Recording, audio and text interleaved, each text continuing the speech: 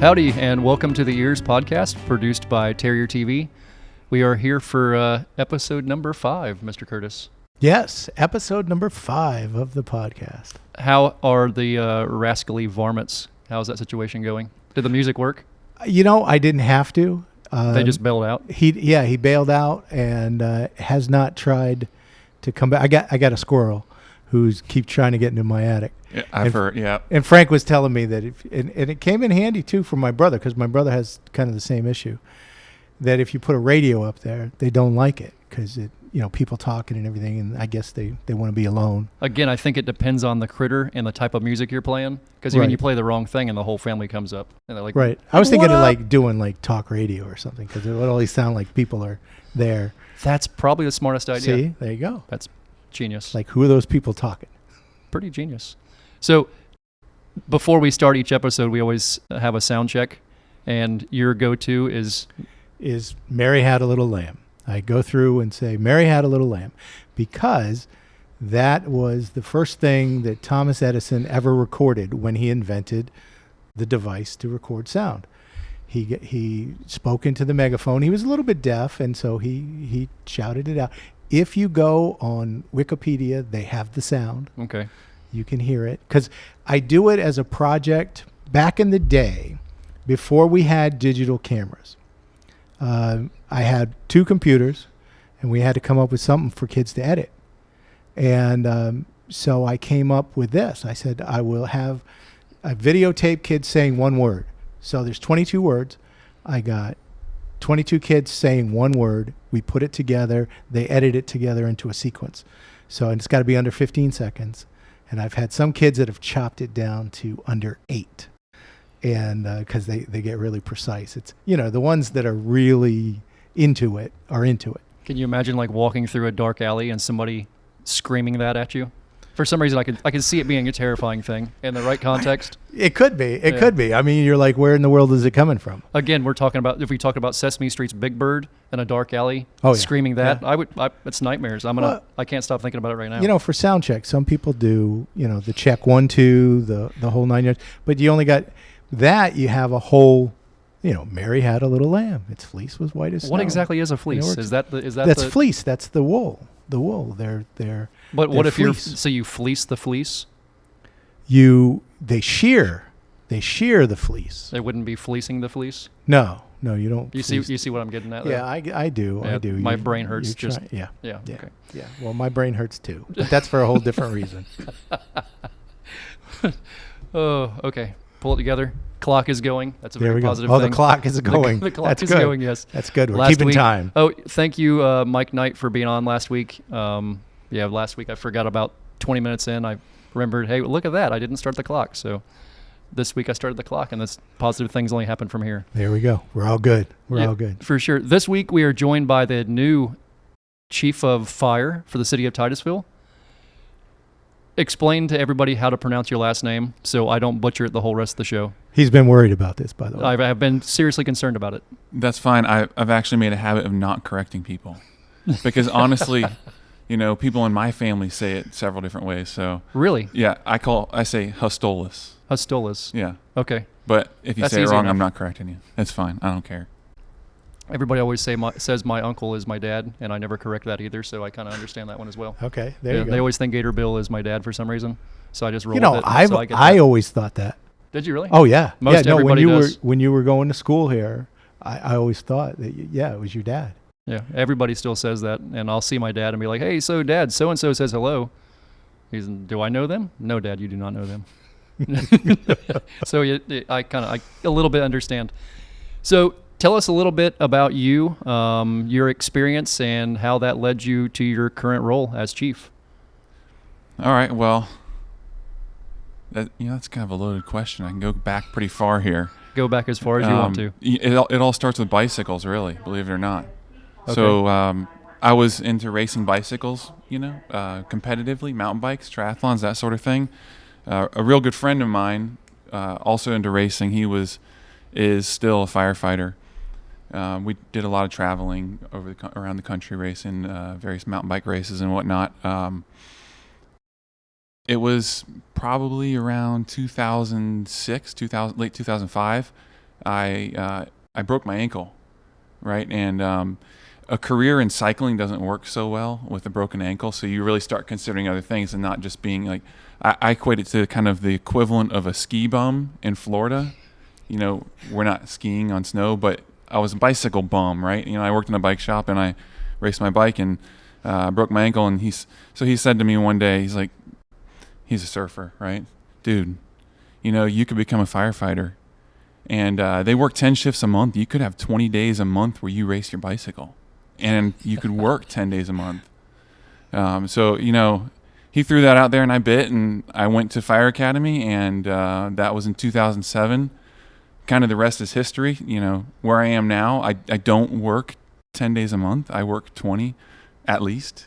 And I don't have a mountain bike. So the mountain bike is completely gone. Yeah, now. the mountain bike's completely gone. And I'm actually fine with that because I love what I do. So no complaints. It's just how life is. When you work as a fire chief, do you do the 24-hour shifts, or are you kind of like a 9 to 5 kind of guy? No, I'm 8 to 5. 8 to 5. Okay. I'm on call, you know, pretty much any time. So right, if something big happened, you'd have to be there. Yeah. Okay. But 8 to 5, Monday through Friday. So that was my next question. Actually, was, you know, when did you first decide that was your career path, or you were going to go with that? But that pretty much sums it up. Yeah. You hadn't thought about it before that?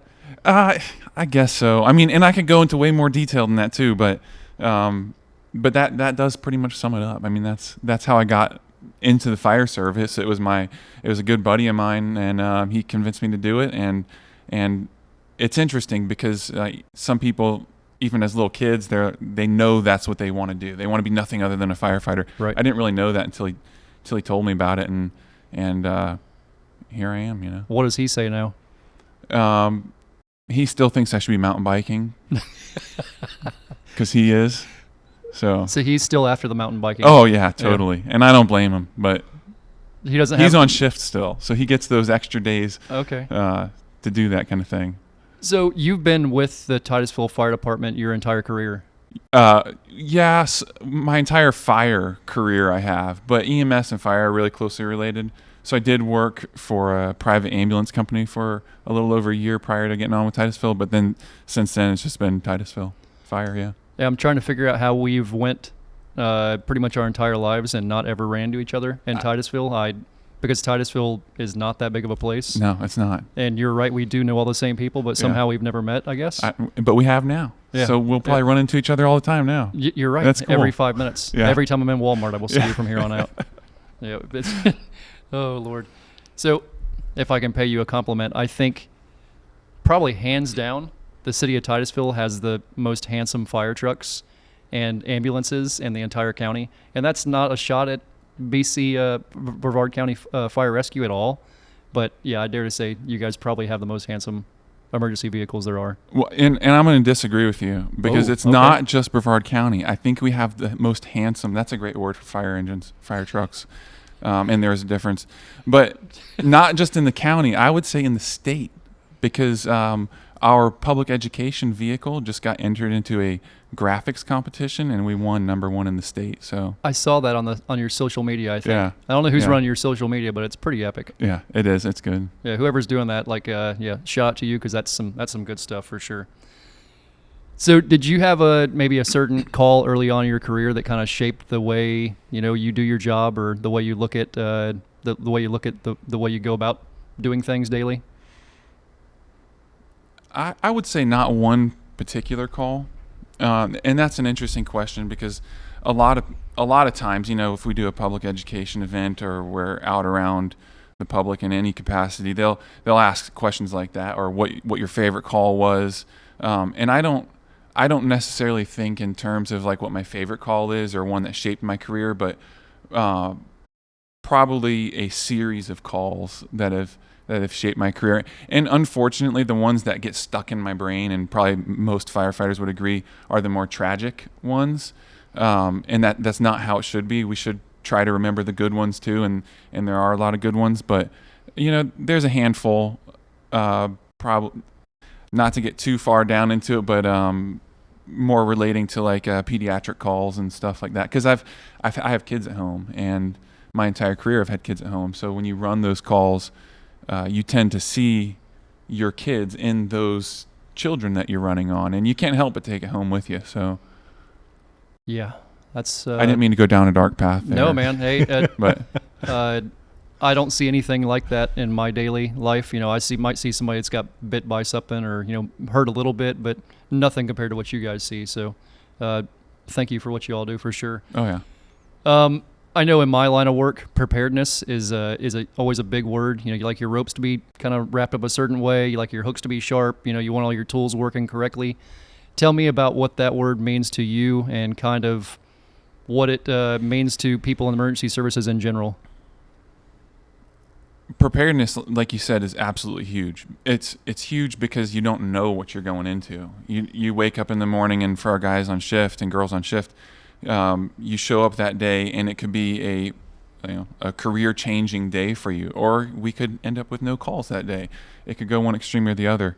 But in any case, you still have to be 100% prepared for whatever happens. And that's kind of, in my position now, that's taken on a different kind of tone, I guess, because I'm not running the emergency calls like our crews are. So for me, preparedness is slightly different for and being in a management position, but still it's vital. You have to be there. You don't know what you're going to get, and I don't know what I'm going to step into every day, even though it is slightly different from the emergency calls. But preparedness is huge. Yeah, I'm sure the more prepared you are, and the more they see that, probably the more prepared they are too, right? Yeah. Oh yeah. Sure Yeah. it Yes, helps because out. you set that example from the top, and that's one thing that historically, I look at some departments, and they're not the best example of this, but I think our department is that we've always set an example from the top, and that's carried through. So, and that relates right there to preparedness. It does.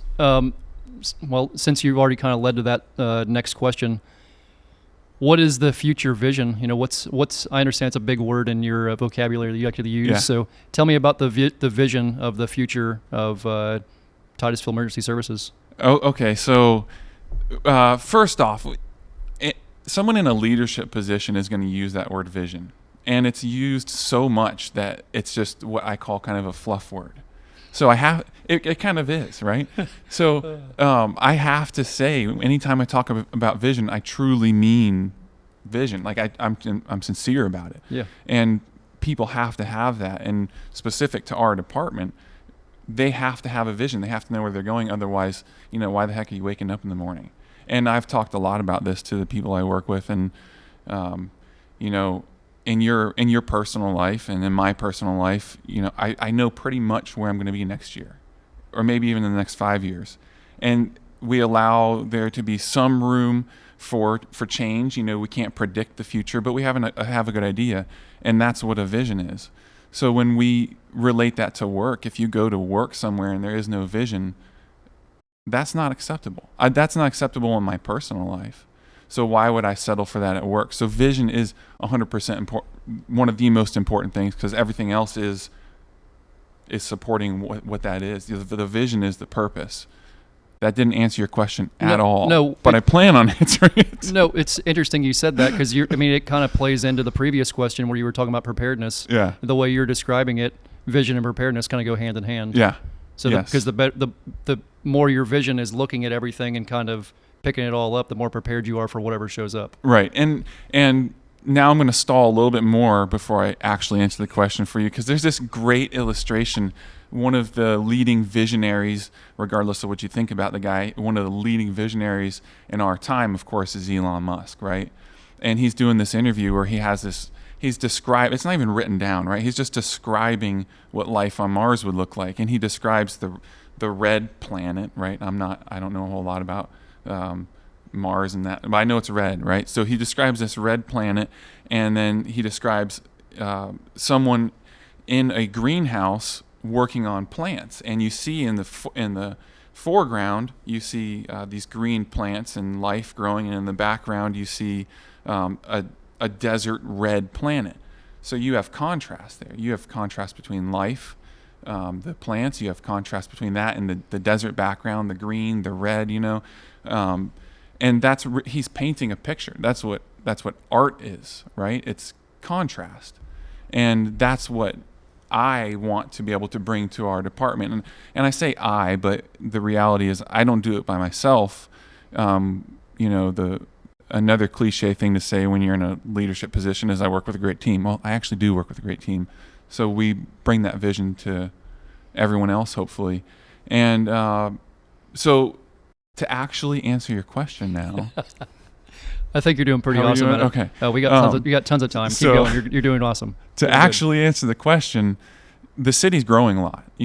If anyone watching this doesn't believe that or realize that, just drive down US 1 and then count the amount of buildings that are either being worked on or being constructed in one way or another. We're growing a lot, and pull up a Google map and study it closely, look at the green, because unfortunately a lot of that green won't be there in a year, 2, 3, or 4 or 5 years from now.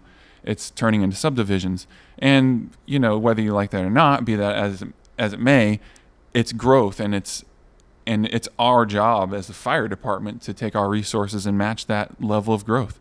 It's not the easiest thing to do because we talk about preparedness and being ready for everything, but the reality is the fire service by nature is reactionary in a way because we wait for something to happen, then we react. That's how emergency calls play out. What's the matrix term? Inevitability? Yes. Yeah, we'll go with that one. Lots of syllables. So let me ask you just nuts and bolts. There are 3 fire stations in Titusville, right? There's 4 city fire stations. 4 city, okay. Yeah. Okay, and then how many firefighters does the city employ? So roughly. Our full staff right now, and within the next, because we're hiring some people right now, we'll be at 73. But that's not all what we call combat personnel, like the people running the calls. We have fire inspectors, we have a fire marshal, we have a public education person, logistics. It runs pretty deep, but 73 in total. So, okay. Yeah. Wow. Yeah. So I had no idea that either. 4 stations. 4 stations, yeah. Okay. So what does Brevard County have stations in Titusville too? Yes, they do. Okay. How many do they have up here? They have, actually in city limits, they've got 2 technically, but there's 3 that will run frequently with us because a lot of the calls we run them with Brevard County. We work together, yeah. So you feel like that, is that a coverage-wise, or we're pretty well covered, or do we need more? No, coverage-wise, we're very well covered, but it's part of my job is to see the writing on the wall, and if we're growing, if we don't do something now and prepare for that, we're circling back to preparedness, then we won't have the coverage. But I'm confident we will. I mean, we just have to account for that growth. And yeah, anybody that hasn't seen that, what you're speaking of, you can go to the City of Titusville's website and look at future developments and future properties that are set aside for developments. And any green little piece that's on there that's not already concrete is fixing to be concrete. Right. You're 100% right. It's going... With the exception of Enchanted Forest. Yep. Mm-hmm. Yep. So that piece across the street's going away. Yeah, the Enchanted Forest is pretty epic. Yeah, those, like I was telling Mike when he was on here last week, that's all that's left. The eel properties are all that's left. People better really start to enjoy those and understand what they're there for, because once those are gone, we're in trouble. Yeah. We're in trouble. So I understand as fire chief, you're now the city's emergency manager. Is that true? Yes. What in the world does that entail? Again, who knows? What kind of emergency could happen? What kind of large-scale disaster? Typically, obviously for us, it's hurricanes is our number one thing that we're always thinking about when it comes to natural disasters because it's Florida, it's the East Coast, right? Yep. But the question again, what does that entail? What all responsibilities do you have under that job? It's got to, I mean, as if fire chief's not enough, that's another giant weight on your shoulders, is it not?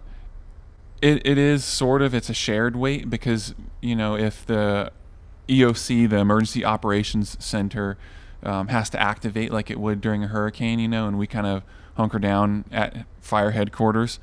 If we have to activate that, it's a team of people, so that responsibility falls on all of us, and no one person's going to do it by themselves. So it's a lot of emergency readiness plans, kind of stuff like that. Yeah, and we do training. We got a training mock scenario coming up here soon that we're still kind of working on and putting the pieces together. But so yeah, we do regular training on it, and So multiple department heads across the city kind of all work on that together? yep, yeah. Do you put all that together? Is that one of your responsibilities to manage all that as well, then I take it? No, like when it comes to training and actually pulling everyone together, I mean, again, it's a group effort, you know. We do have an individual who takes on the large majority or responsibility for putting the trainings together and coordinating between the department heads. But once it's activated, I am the emergency manager. Okay.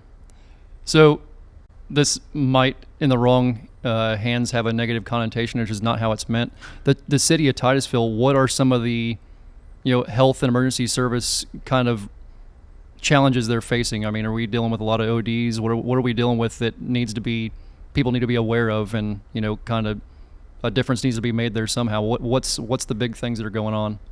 What are most of y'all's calls, basically, I guess is what I'm asking. Well, it wouldn't be a podcast if I didn't, at least currently, it wouldn't be a podcast if I didn't mention COVID. So, I did that. Yep. We got that on the table. I've said that COVID, we're running COVID calls. It's been said, COVID. Yes, I'm not going to say the word COVID anymore. There we go. Unless you have another question about it. That's funny. We said that going into the podcast before we even had the first one. I said, that is a word we're going to try to leave out of the podcast as much as possible, because we hear that enough otherwise. Yeah, everybody likes to throw that word out there. So yeah it's funny. But so it's true though. It's something we're all facing. Yeah, that's truth. But aside from that, you mentioned overdoses. Overdoses is huge. That's been a change even recently that I've seen in my career here. Is we didn't used to run those calls quite like we do now, and now you'll have. I guess you could say they're kind of serial overdoses, where you see a lot of either the same individuals or the same locations where the overdoses are occurring. But that's big. At the end of the day, we're trained to run on all that stuff. So, how do you think we combat that? That epidemic by itself, or just? Is there something the city, not necessarily the city of Titusville can do, but the people here can do to make a difference in that? Are there already people out there in the community trying to make a difference in that? Well, I think, and this is where you get kind of into a little bit of a back and forth, and sometimes there's a disagreement on how the best way to handle the opioid epidemic or the overdose epidemic is. But really, I think if there are two sides to that, both sides would mutually agree that education is the best way to do that. If people really know what they're getting into when they're buying drugs off the street, in which case you really don't know what you're getting. It's knowing that you don't know what you're getting is really the important thing.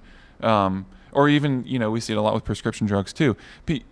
They just need to be made aware of the dangers of that sort of thing before it grabs onto them and holds them, and then they're victims. I don't know if victim's the right word, but if they become addicted to it at that point. It sneaks up on you. It sneaks up, and it does, and that's what you hear in a lot of different cases, is that somebody started going down that path for a legitimate reason because they were prescribed something, and then at some point it got out of hand.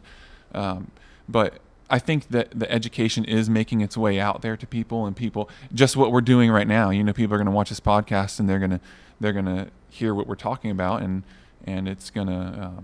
It's like a lot of things. It's a very sensitive subject to a lot of people, and it's you got to really tread lightly on it the way you look at it. But it's an important conversation to have for sure.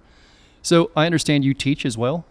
Yes, I do. Okay, tell us about that. Okay, so I've actually taken a short break from the teaching, just since my promotion. I did, because I want to be able to focus 100% on this. There you go.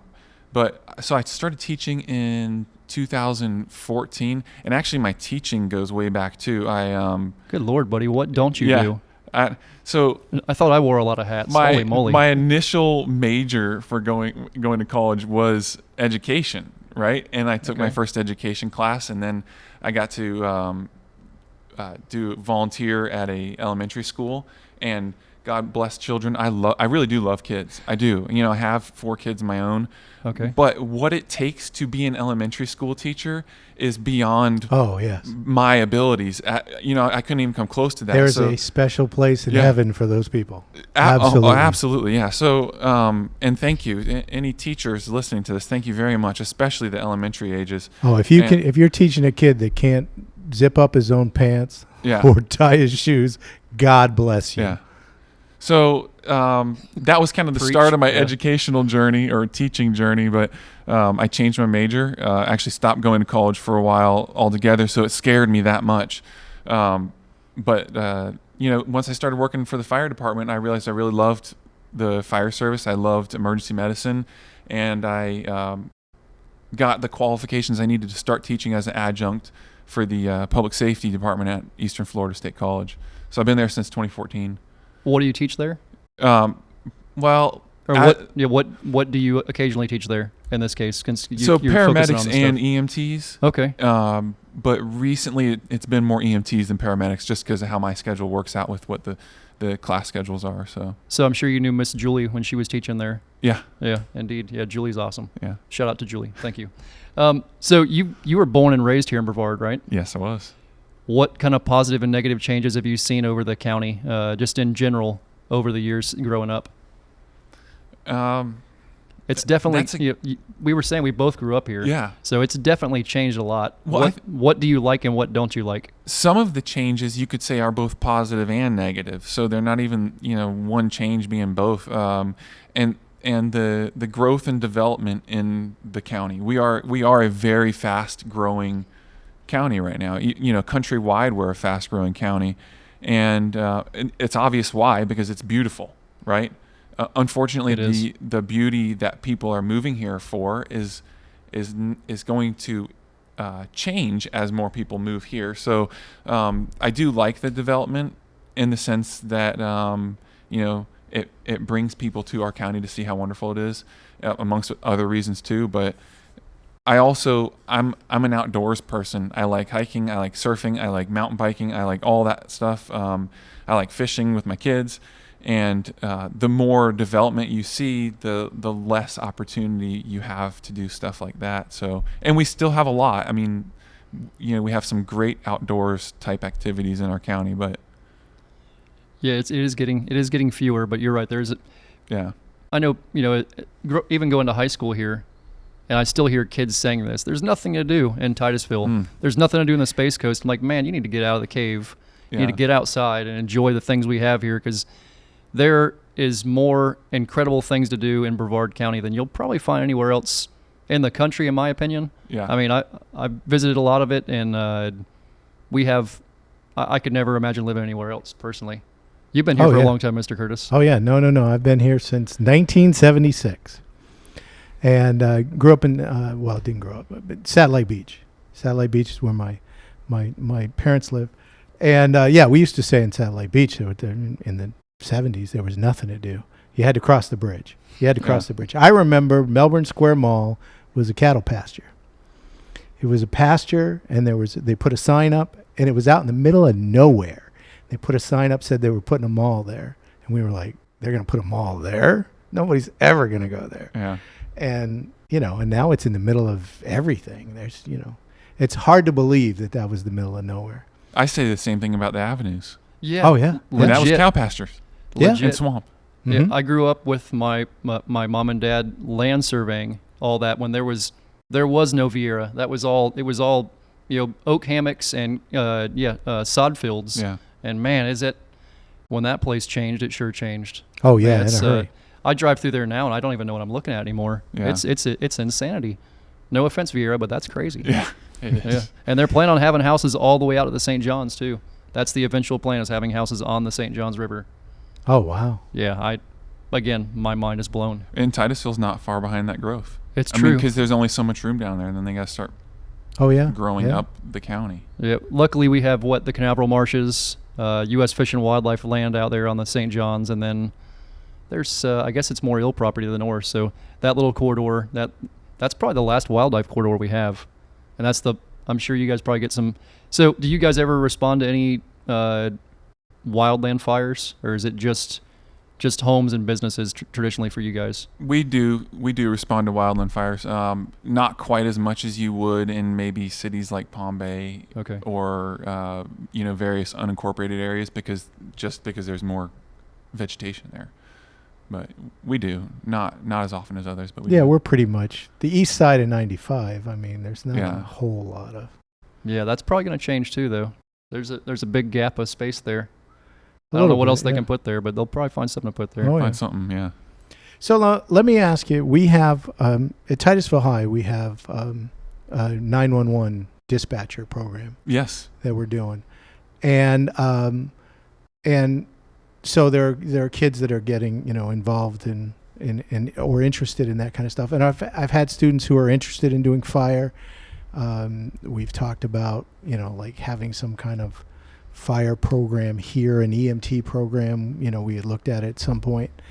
If somebody's interested in going into that line of work, what do they need to, as a student, they're getting ready to graduate, they're thinking about doing that kind of stuff, what should they do? If they want to get in that line of work, the best thing for them to do is contact their local fire department. In this case, if it's Titusville, contact our headquarters and see about doing a ride along. And don't just do one, do a few, because you could, I remember a number of years back, I asked a friend of mine to come do a ride along, and he came along, and we had no calls. And I thought, well, that's a poor representation of what we do. But actually, it's an accurate representation sometimes. But do some ride-alongs, because you'll get a feel for whether or not you actually like to do it. So, now, do they have to be 18 to do a ride-along? They don't have to be 18. Our one hiccup with the ride-alongs lately has been, dang it, I got to say the word again, COVID. Oh, okay. Didn't even think about it. Yeah, it's prevented us from doing the ride-alongs like we used to. So that's put a big hiccup on your recruiting, basically. Yeah, it has, okay. Unfortunately. But aside from that, high schoolers, we've had high schoolers come do ride-alongs. They have to, do a waiver form. Their parents got to sign in, that sort of thing. But it's good for them. They just need to come back and do a few of them so they can get a real taste for it. And then from there, go to EMT school. And then, you'll obviously learn the classroom stuff, but there's a lot of required ride time there too, where they get even more of a taste for it. And that's one semester long. So it's not a huge commitment. If they get done with it and they decide they don't want to do it, then there's nothing lost, really. They've had a great opportunity to learn. So there's still a big need for firefighters, EMTs. There is a very big need for it right now. Yeah, it seems like every department in the state's wanting to hire right now, and we're scrambling to fill seats. And I don't know what all the reasons behind that is. I know my generation, not to sit here and classify generations, but followed in the wake of 9/11. So you had this massive peak of people interested in fire, police, and military. And I think now some of the people we're hiring, to them, 9/11 is what Pearl Harbor is to me. It's something in a history book. Do you know? And this blew my mind. I love the trivia stuff. High school students right now, high school students who are here, were not born. They were born in 2003, 2004. Yeah. That's crazy. So they have no memory of it. So it is. Yeah. It's just like Pearl Harbor. When we have older people telling you about Pearl Harbor or the Kennedy assassination, knowing exactly where you were and what was happening. These kids, they understand it as historic fact, right? But that emotional thing. And we all remember that. Like the days following, you're like, I need to do something to help support the cause. I don't care what the pay is, and I don't care, I just need to help the cause. And the product was, you have a lot of people interested in, 10, 15 years ago, we would get over 100 applicants in for a position, right? And we don't get anywhere near that now. And I think it's a climate of what we're talking about right now, just a different generation. I'm not criticizing the generation. Right. It's just a different generation with different background. Yeah, we all grew up with different influences. Yeah. And Yeah, I know some of these events I go to in Chicago, I do these events with first responders from all over the country, and some of those guys were actually there at 9/11. And man, you can stand next to one of those guys and just hear the national anthem or hear somebody play the bagpipes. And if that don't bring tears to your eyes, just watching their reactions and understanding, not having no real understanding, but trying to understand what they've been through. I mean, if that doesn't rock your world and really kind of energize your patriotism, there's something wrong, I think. Mm-hmm. But again, to each their own. You're right, different generation, different. I mean, but it is what it is. Yeah, so you went to Ugali. Yeah. Yeah, Ugali was playing Titusville last night. I went to that game. Oh, okay. Yeah, I hung around for a couple of innings, and that is an amazing baseball team. Ugali, yeah. Oh my goodness gracious. Titusville was playing good, but Ugali was playing really, really good. It was fun to watch. Oh, okay. My first time being into a high school baseball game in a very long time. Yeah, but Andy was making it happen. Well, they're playing astronaut tomorrow. Yeah, indeed, I heard that. Yep. I have a ride along with me tomorrow. Oh, okay. Yep. The guys from the Brevard Zoo are coming with me to do some research, so we're gonna go out and harass some animals. We're not actually harassing animals, so please don't take out. He's harassing animals. His email address. You can go right there. Harassing them in a good way, like looking at them and going, "Oh wow, look at that! It's amazing. You just got harassed." Yeah, that kind of harassment. There you go. I don't think the snakes qualify that way. I've seen you handling snakes, and you're harassing them. Sometimes, but I mean, in most of those cases, they needed harassing because they were kind of in a situation they didn't want to be in. We did go catch some more green water snakes. That was awesome. I wore a pair of gloves this time, which I felt like a giant. He can learn. I felt like an idiot wearing gloves. I'm like, man, like what am I? Come on, it's just a snake bite. He's such a wimp. He wore gloves, but I bet you he didn't wear shoes. I wore shoes for probably the first 10 minutes. There you go. Okay, so yeah. I did. They did travel with me. They did travel with me. I had boots on. Had nice rubber boots, which I don't know what it is about rubber boots. You get a good pair of rubber boots, they're more comfortable than any pair of tennis shoes could ever dream about being. Am I wrong about that? I you haven't had that don't wear experience? rubber boots, but I have I'll never take your had word a for pair it. of rubber boots. Yeah. Really? Never had a pair of rubber boots? Never. No. What in the world is going on? I am actually in the market right now for a new pair of boots. I'm looking pretty hard for a pair of dress boots, actually, but I've never bought a pair of boots. I mean, the most, I think I usually go to one of the cheap tennis shoe stores and buy a pair of tennis shoes to last me for a couple of days because I'm either in flip-flops or if there's sandspurs involved, I'm in a real pair of shoes, but otherwise I try to avoid them. Mm-hmm. Okay. Sandspurs are evil. They are. Yeah. They are completely evil. Yes, bad medicine. So I brought some trivia. All right. I think it's right up your alley. Maybe. I think you guys will actually both be able to kill this pretty easily. Okay. So bring it on. Let's see what we got here. These are firefighters or firefighting TV shows or movies. Oh, okay. Now I'm going to be expected to know this stuff. That's right. You're the expert. Hey, See, if you don't know, I don't watch a whole lot of TV, so some of these are pretty old school. So you'll probably know you'll probably know what it is. All right, number 1. This movie details the life of rookie firefighter Jack Morrison as he rises through the ranks of his department. 49. It is Ladder 49. Didn't even get down the description. Wait, am I supposed to wait for you to say No. Okay. Go right into it. Go right into it. I'll go ahead and say it. This movie details the life of rookie firefighter Jack Morrison as he rises through the ranks of his department. His personal dilemmas unfold as he becomes trapped in the worst blaze of his career, starring Joaquin Phoenix and John Travolta. And it's Ladder 49. Yeah, and just a note for any firefighter out there. As soon as you get hired with the fire department, don't watch that movie with your wife. It's a real tearjerker. Anyway, oh no, I'll let you figure that out. But no. That was awesome. Did you have that experience? Yeah, I did. Did you really? She said, "You're going to be doing that?" I said, "No, honey, this is Boston. It's not Titusville. Don't worry about it." Oh, okay. Pull it together, Frank.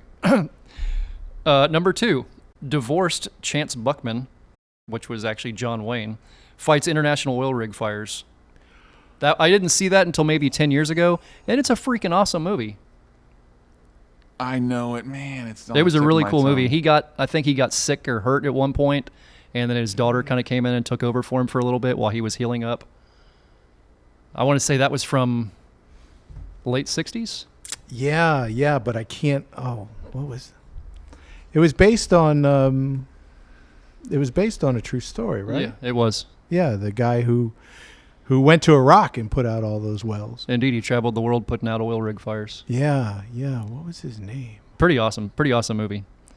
So again, divorced Chance Buckman, who is John Wayne, fights international oil rig fires. Don't know, man. Don't know. I can see it. I can see him in the movie. I see John Wayne in the movie right now. It was like a big yellow front on the thing. It was pretty neat. That was called the Hellfighters. Oh, okay. Yeah, the Hellfighters. Nope. Which I guess it was hot. So yeah, there you yeah, go. well, it is what it is. I'll remember for next time I'm asked. Yeah, that's right. Bank it away. Put it there. It'll come up again. John Wayne in a firefighting movie. Hellfighters. Hellfighters. Yes. He played in a lot of movies, so it's hard. I don't realize that being a younger person. I don't realize how many movies he starred in, but he was in a lot of freaking stuff. Oh yeah. Well, see, that was back in the studio system when you were contracted to a studio, and you made movies for them. They had a movie, and then when that movie was over, they had another movie for you. Oh, so he didn't get to call yes or no. They just said, hey, by the way, this is what you're doing next. You had a contract with the studio, and that's what you did. So that's why, you just kept churning those out. I did not know that. I don't know a lot of things, so it doesn't surprise me I didn't know that. Anyhow. Number 3. Well, yeah, go ahead and ask number 3 and find out what I don't know. So go ahead. Well, you guys have been killing them so far. Out of 3, you got 1 right, so you're 50%. It's pretty good. It's there pretty we good. go. I'll take it. I didn't even get the first one done, and he knew what it was. I know. He jumped right on it, man. Okay. He jumped right on it. Number 3, at the opening party of a poorly constructed office building, a massive fire breaks out that threatens to destroy the tower and everyone in it, starring Paul Newman and Steve McQueen. Yes, the Towering Inferno. That was the Towering Inferno. Saw it at a drive-in. It's a pretty good one. Have you seen that one? I haven't even heard of it. So Oh, it was it was back good. in the 70s when they used to do these disaster movies. You know, the Poseidon Adventure, the cruise ship that capsized. And this was one of those. It was, They were complaining at the beginning when this building was open that they didn't even have a ladder that would go to the 5th floor, and the thing's like 80 stories tall or something. Yes, when the description says poorly constructed building, they make fun of the building for a while. Oh yeah, how bad it was. They do. Yeah. If this thing called fire, we'd all die. Those kind of things. Mm-hmm. Yeah. So you mean what It's it's named in the first place, and then they really, really make sure you understand what's coming. yeah. Yeah. Just by the way, they soaked it all in lighter fluid.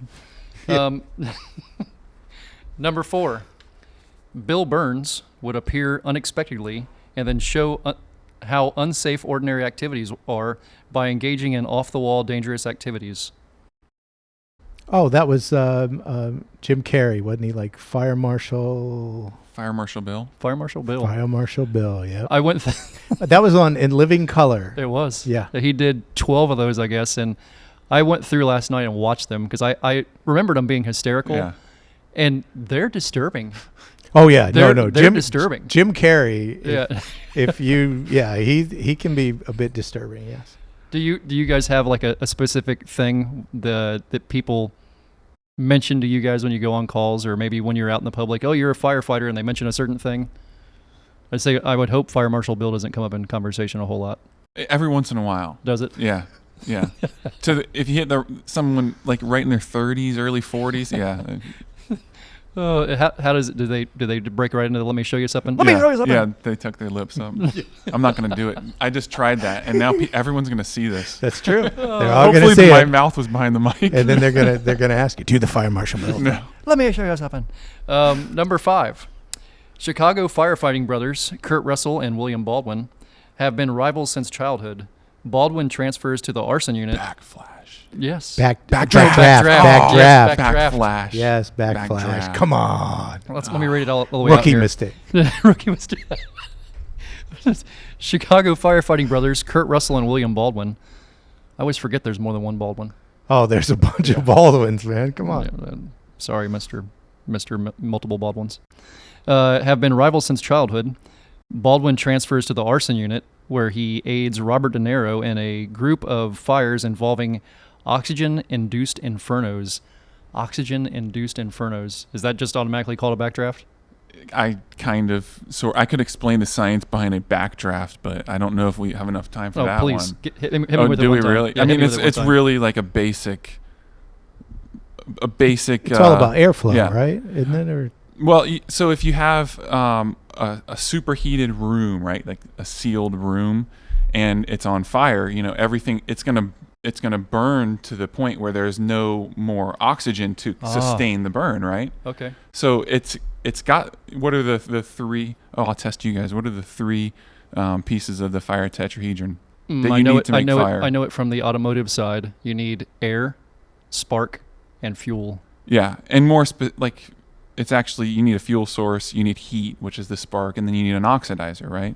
So you have the heat in the room, you have the fuel source, which is furniture or whatever's in there, and it's burned all the oxygen out. You open a door and introduce oxygen into it. Or a window breaks or a window. Or, yeah, whatever. You introduce oxygen to it. So those are naturally occurring things in rooms that have closed doors. It can. It's rare, I think, but... Interesting. Yeah. Again, I learn things every day. Yep. I had no keep idea. learning. Keep learning. I had no idea. So, trying to think, do you have anything crazy coming up this week? No, nothing crazy. Not crazy? No. Crazy doesn't fit into it? No, not at all. Okay. Very, very, very sane. That's probably good. It's probably good. I am in the midst of planning for an event at Sandpoint Park in November, and I had no idea how many things came into play whenever you're trying to plan an event. I mean, I knew there was a lot to it, but you just go to you have a bunch of permitting to do, and then if you're going to have food trucks there, you have to have the fire marshal come out and inspect them all the day of, and then you have to have everything planned and laid out, and it's been a very cool process. I've been really enjoying it. So yeah, if you guys in November, long time's off. You've been enjoying bureaucracy. Yeah, okay, because okay, again, that's what I'm hearing you say. I had no experience with it, so I'm learning as I go, and I know I'm keeping like these really detailed notes, so I know that next time I go see to the book, so I know that you keep notes. Yeah, you always keep notes.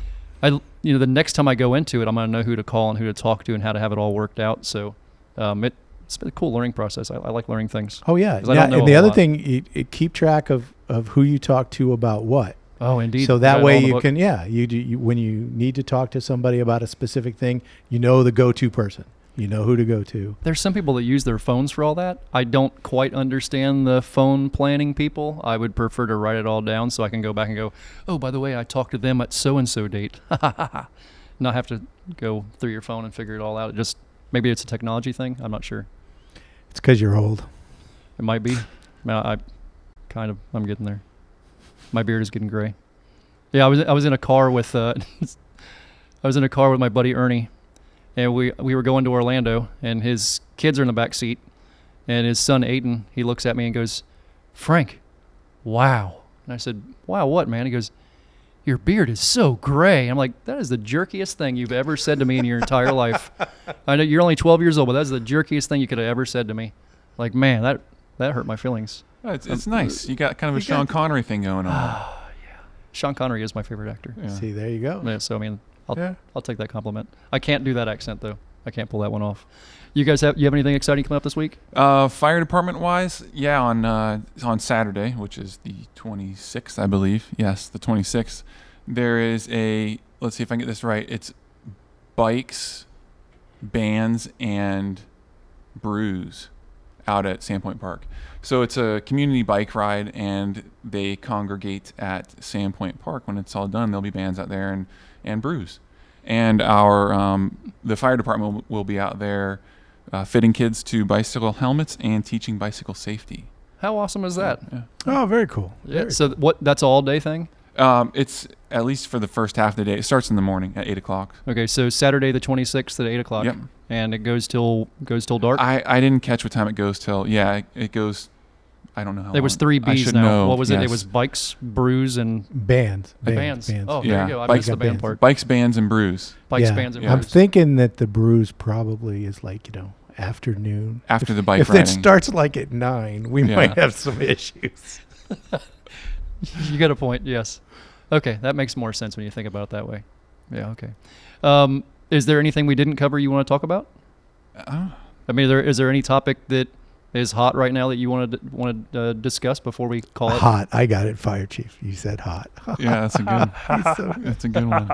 Is there anything you want to cover that we haven't talked about? I'm glad you mentioned that. That's good stuff. I could go all day long. I can rant all day. I think I should have been a Baptist preacher in another life, but No, we covered some good stuff, I think. Okay. Yeah.